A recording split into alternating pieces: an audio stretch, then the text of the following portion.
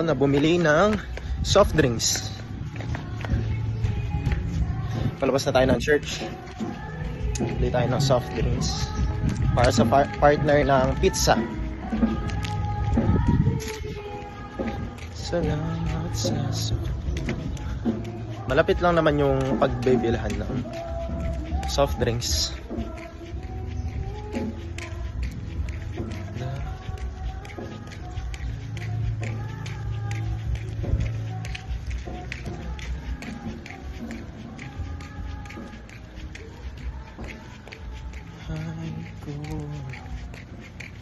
May ganap kasi mamaya, nagpa-practice sila ngayon para sa worship service bukas, tapos nagde-design naman para sa event mamaya 5 PM couples fellowship gaganapin mamaya sa may church. At ngayon dito na tayo sa bilihan. Pabili po soft drinks nga po, Coca-Cola, tapos isa pong Royal. Malaki po. Apa. Magkano po? Sige po. Dalawa. Isang Royal at isang Coca-Cola.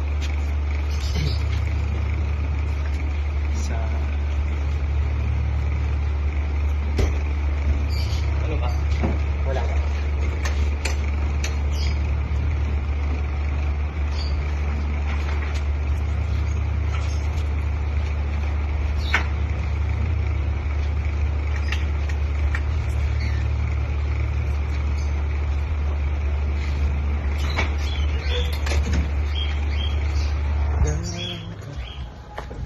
Balik na tayo, nakabili na tayo ng soft drinks. Samahan niyo ako mamaya, ipapakita ko yung ganap mamaya yung couples fellowship. At mamaya pagkatapos ng design, ipapakita ko sa inyo.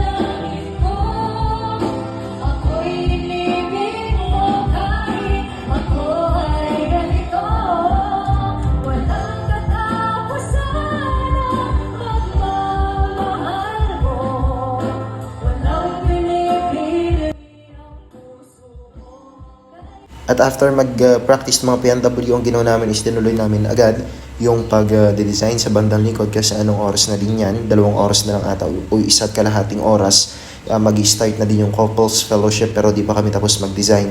Kaya binilisan na namin at dahil nga po thubut yan, naglagay kami ng love at naglagay din kami ng mga ilaw at background is white at naging maganda yung naging resulta. Kaya from this to this,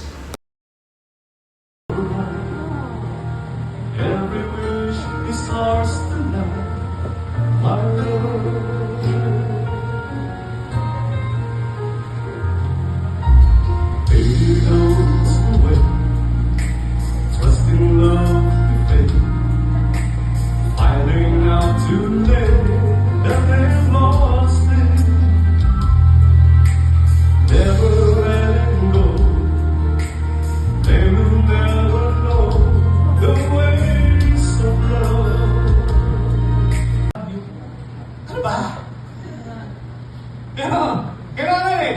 Di ba? Kasi sinasabi ko sa kanya, kahit na tumanda na tayo, bakit pa rin kita? Di ba? Kasi the person you marry is the person God appointed and intended for you to spend the rest of your life. It is His idea. Not your idea, not our own idea. It is God. sana'y di tayo magbago. Kailanman, nasaan man, ikaw ang pangarap ko. Makuha mo pa kaya ako'y nagkanat yakapin. Dahil tapos na ang program, syempre ang pinakahintay natin ang pagkain. Kaya nakapila na tayo dyan at kukuha na tayo ng food natin. At dahil magkakasama yung mga magka-couples, kami naman mga kabataan ang magsasama sa mga tables. At sa part na yun, nakakuha na tayo ng food at nakapwesto na din tayo sa table. At yan, kakain na tayo. At in fairness, masarap yung mga pagkain. Di ko alam yung tawag dito pero para siyang asado na manok at may paibutido at may papansit. In fairness, masasarap yung food. At i-rate natin yung food ng 8/10. Ganon siya kasarap. Alam nyo ba, habang kumakain kami dyan, biglang tumugtog at napakaluma nung kanta. Pakinggan nyo.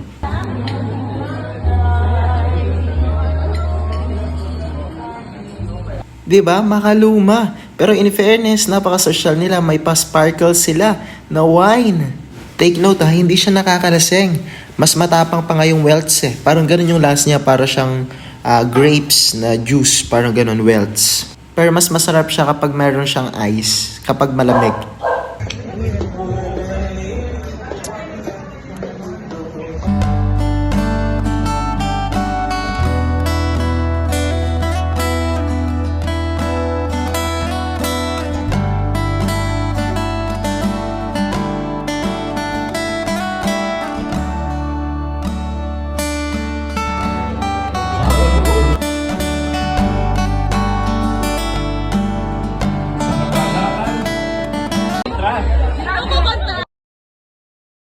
Dahil tapos na yung event, mga 8 na din yan. Kaya kailangan na naming magligpit sama-sama upang mabilis na matapos. Dahil kinabukasan, mayroon pa kaming worship service ng alas 8 ng umaga. Nag-start yung Sunday School at 9 yung pinaka-worship service namin. So, kailangan matapos siya agad kasi hindi siya kayang tapusin ng isa. Kaya tulungan na kami dyan. May nagwawalis, may nag-aayos ng upuan, may nagbubuhat at may nagtatapon na basura. Kaya nga kapag sabi nila kapag sama-sama, mas mabilis matapos ang trabaho. Kaya 30 minutes tapos na kami. Siyempre, before umuwi, ang ginawa natin, nag-outfit check muna tayo. Siyempre, hindi tayo papayag na hindi makapag-outfit check. Sayang yung forma. Kaya yan, no, nakapantalon, sapatos ng white and naka-crop top t-shirt. Yan yung ating forma. Siyempre, hindi naman tayo papayag na hindi tayo makapagpa-picture. Kaya nagpa-picture na din tayo o post ng ganyan, post ng ganito, post ng ganon. Para may pang-post tayo at pang-story sa IG. Sa wakas natapos din ang couples fellowship at ang yan, ready na for tomorrow's service, worship service. At ngayon, tayo uwi na at magpapahinga na dahil maaga pa tayo bukas. Hanggang dito na lang.